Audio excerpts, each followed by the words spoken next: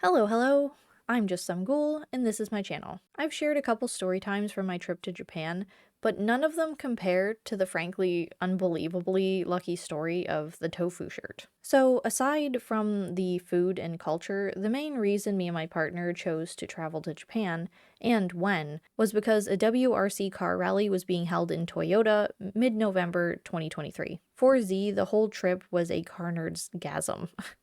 He went to lots of car museums and places associated with Initial D. I, on the other hand, am wholly disinterested in cars myself, and I was just happy that he was having a good time. So anyway, at the Toy Doll and Car Museum, where he posed with many an old and Initial D replicant cars, he bought himself a Fujiwara tofu shirt. We were both pretty selective in what we bought to take home with us, and he wanted something to remember all the car stuff by. We had to move hotels a fair bit, but as I explained in another video, we mostly stayed in APA hotels due to availability and accessibility. The last few days we had in Japan, we went from one APA hotel to another, and then on our final day, we'd booked a stay with Suki in advance. Unfortunately, in the transfer from one APA to another, Z's white t-shirt got lost and left in among all the other plain white bedding. So he was understandably pretty sad about it. It's not that you can't get a similar Initial D shirt online,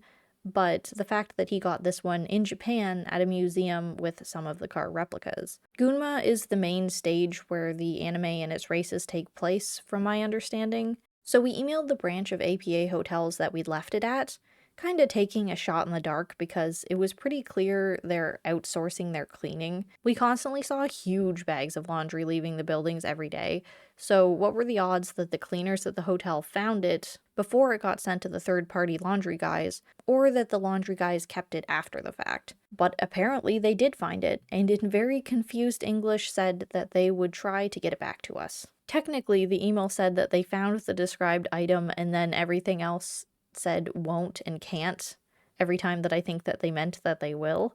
So obviously we needed a translator to help us navigate the situation. Z went to the front desk of the APA hotel that we were currently staying in, and thankfully they had a very fluent receptionist. He explained the situation to her, and she happily acted as mediator for the conversation to arrange for his shirt to be returned, although she gave him a funny look when he described the shirt as saying Fujiwara Tofu Shop. And Japanese people are so polite that she had to think over a way to ask him to pay upfront for the shipping cost of the same-day delivery. Like, that would possibly be rude after how nice and accommodating this whole franchise has been to us. And it was like $6. The awkward thing is that shipping it from one APA hotel to the other one that we were staying at currently, we wouldn't still be in that room when it arrived, which was our last day in Japan.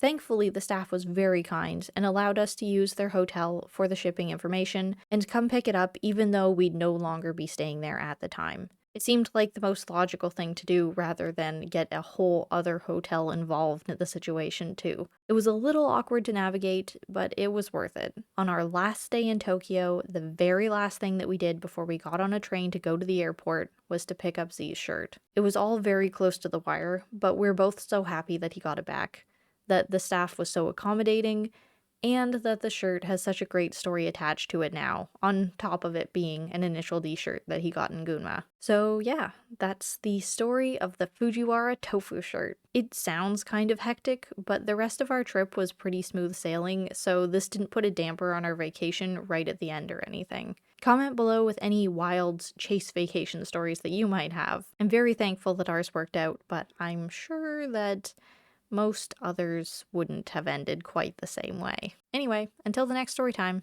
bye!